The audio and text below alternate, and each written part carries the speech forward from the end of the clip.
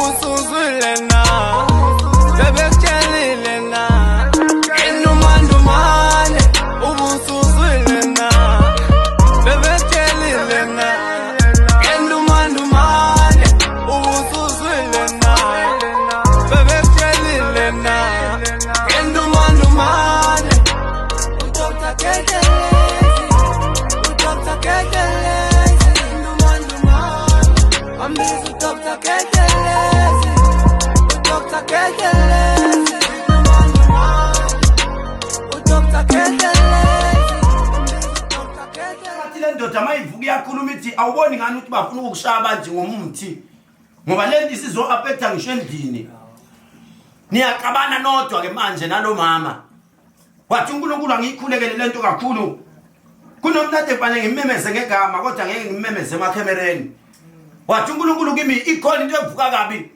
kunomuntu ocela ngamanzi esidumbu kule ndawo Jesus my Lord ake nikhulume nami ngizwe Savula isitolo ngoNovember last year. Sangasiqinisa.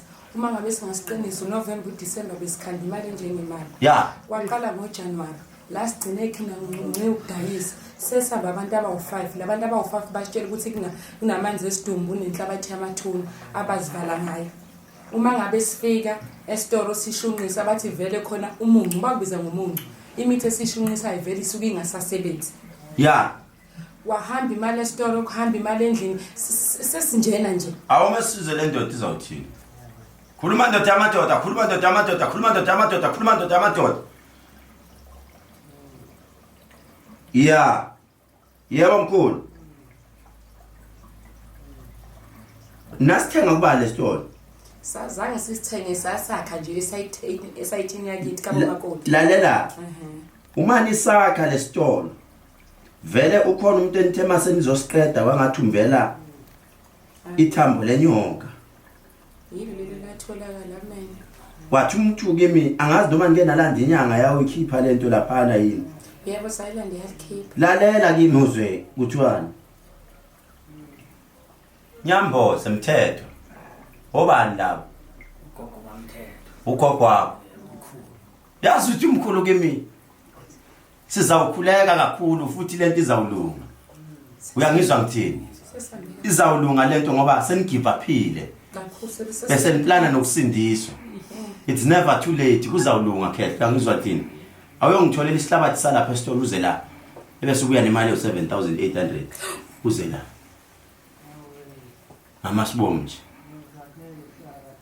okay ngenze njani cela ukuthi sikutshele nje ukugcina ukuthi kwenzekalani esitolo besingasadayisi kodwa uma abantu bezogweda ngazi bekwenzeka kanjani abantu befike bezogweda bangisho ukuthi asisenalo ngemane sithola ukuthi sikwazi ukuthi sicollect imali ethu kubantu bese siyakwazi ukuthi sibuye ngoba manje sesiphila nje ngodanki ambani ihlanganisa 3.5 nenhlabathi yasesitolo Thank you. Sabo.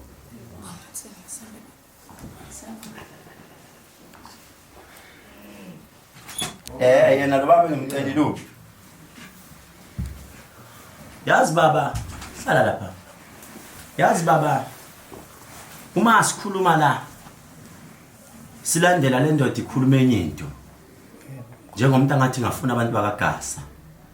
Gasha. angasha Ngiphinde ngifune abantu bakamcetshwa. Kunomuntu ovuka la abathi umsa wenkosi. Kuphinde kuvuka umuntu abathi uthandi. Kuphinde kuvuka uJomo.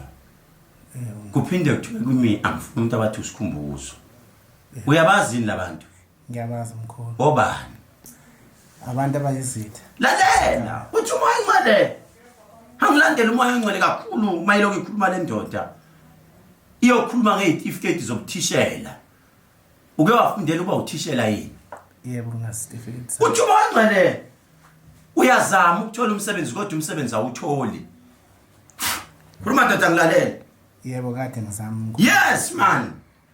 Yazi ngizuzama ukufuna umsebenzi ungawutholi wathi uNkulunkulu kimi. Ikhona into embathe kuwe manje. Njengomuntu angathi ngafuna unyaka odlulile wena last year ngo September 14 kune interview wakufanele ubizwe kuyona ngezwe mina makufanele ubizwe izinto zakho zihamba zijema zabuyele emva wathi uNkulunkulu ngabe siyakhulekela kakhulu lento singayeka uphinde ukhulume ngizwe uthini.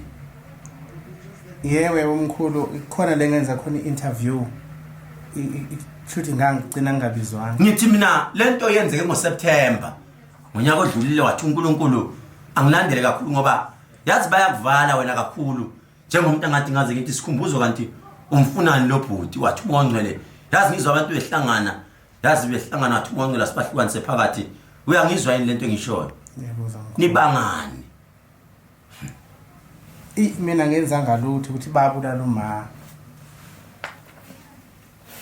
phela lento futhi ke lokuthi babulala uma wakho nawe into wathi mawuyohlola elinye ilanga bafike bayikhuluma ngayo kodwa wagcina nawe isenhlizweni yakho lokuhleli lento angazi noma yiyo yini lento engizwayo la kuNkulunkulu mayikhuluma.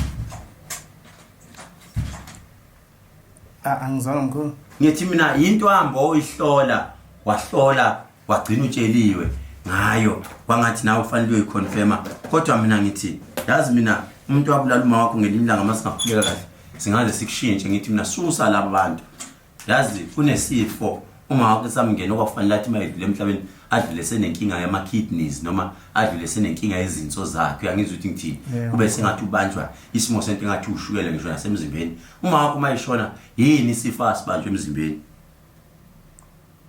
wayeloko ekhala ngoshuke wayekhala ngamathambo kakhulu. Lalela asiphume kulabo labo bantu wena othi babulala uma wakho abakaze bambulala uma wakho uyangizwa ngithini labantu banenzondo bona abanayo kuwe kodwa uma wakho abakaze bambulala uma wakho wabulawa ushukela lento yazi affect izinto zakhe of which kwakuNkulunkulu wayesevumile akubona labo bona kunenzondo abanayo njengomuntu angathi umuzwa kini abafuna ukubona uqhubeka kuya phambili kumanje wena ubelethisiwe isilwane wena kunesikhathi la okade kufanele ulahleke u200 u100 no 50 ababili kube sengathi le mali ugcina uyibekile ekhaya yagcina inyama lela ukhulume nami ngizwe.